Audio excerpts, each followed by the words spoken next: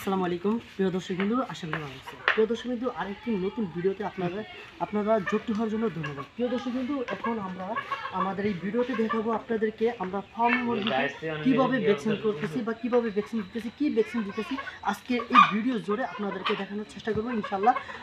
আশা করি আমাদের এই ভিডিওটি যদি কন্টিনিউ করেন তাহলে বুঝতে পারবেন আমরা যে এই ফার্মি মুরগিগুলোকে কী ভ্যাকসিন দিতেছি বা কীভাবে দিতেছি। তো এখনই আমরা দেওয়া শুরু করবো ইনশাল্লাহ। আপনারা কন্টিনিউ করতে থাকেন ভিডিওটি। আমরা শুরুতে দেখেন কীভাবে ভ্যাকসিন দিতেছি দেখাবো।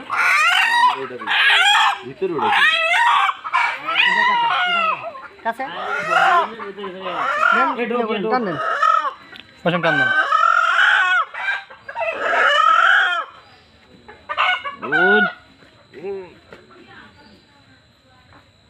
আর ঢুকাবি না। তো বড় মোরগকে এইভাবে ভ্যাকসিন করা হয়। আপনারা এইভাবে সবসময় মোরগগুলোকে ভ্যাকসিন করবেন যাতে হাড্ডির ভিতরে না লাগে, নরম মাংসের ভিতরে যাতে আপনারা সুইটার ঢুকানো হয় যাতে হাড্ডিতে না লাগে সেটা খেয়াল রাখবেন। এইভাবেই ভ্যাকসিন করবেন, 1 মিলি করে দিবেন ইনশাল্লাহ। আর আপনারা এই ভ্যাকসিন কোথা থেকে পাইবেন? আপনাদের অতি সহজ একটা পদ্ধতি শিখিয়ে দিই। আপনাদের ব্যাটালিয়ন যে হসপিটালগুলো আছে, পশু হসপিটাল যেটা বলে, যে পশু হসপিটাল আপনাদের জেলা ভিত্তিক সেইখানে পেয়ে থাকবেন আপনাদের এই রানীক্ষেত ভ্যাকসিনগুলো। আপনারা সেখানে গিয়ে বলবেন যে বড় মোরগগুলোকে ভ্যাকসিন করবো রানীক্ষেত আরডিবি। তা আরডিবি ভ্যাকসিনটা আনার পর আপনারা 100 মিলির পানির সাথে একটি ভ্যাকসিন গুলিয়ে নেবেন। গোলানোর পর আপনারা প্রত্যেকটি মোরগকে এইভাবে 1 মিলি করে দিয়ে থাকবেন।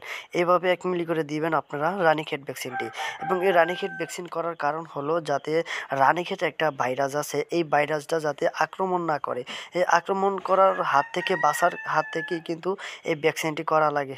রানীক্ষেতের আক্রমণ থেকে বাঁচার জন্য কিন্তু এই ভ্যাকসিনটি করা হয়। প্রিয় দর্শকবৃন্দ, আপনারা যেখান থেকে ক্রয় করেন না কেন এগুলা আপনার বেসরকারিভাবেও পাইবেন, আপনারা এগুলা ক্রয় করতে পারবেন, ওইখান থেকেও আনতে পারবেন। তো ওইখান থেকেও এরকমই বড় মুরগিটা কয়ে আনবেন, আনার পর 100 মিলি পানির সাথে মিশিয়ে প্রত্যেকটা মোরগগুলোকে 1 মিলি করে দিবেন, ঠিক আছে? তাহলে আপনার দেখা যায় যে এই ভ্যাকসিন দিলে আপনি অনেক উপকৃত হন। যে রানীক্ষেত বড় একটা রোগ, এই রোগটার যদি নিয়ন্ত্রণ হয় আপনার খামার সুস্থভাবে থাকবে। তো দর্শকবৃন্দু, আশা করি ভিডিওটি কন্টিনিউ করে আপনারা বুঝতে পারছেন যে কীভাবে ভ্যাকসিন দেওয়া হয়। তো আমাদের সাথে থাকার জন্য আপনাদেরকে ধন্যবাদ। এই যে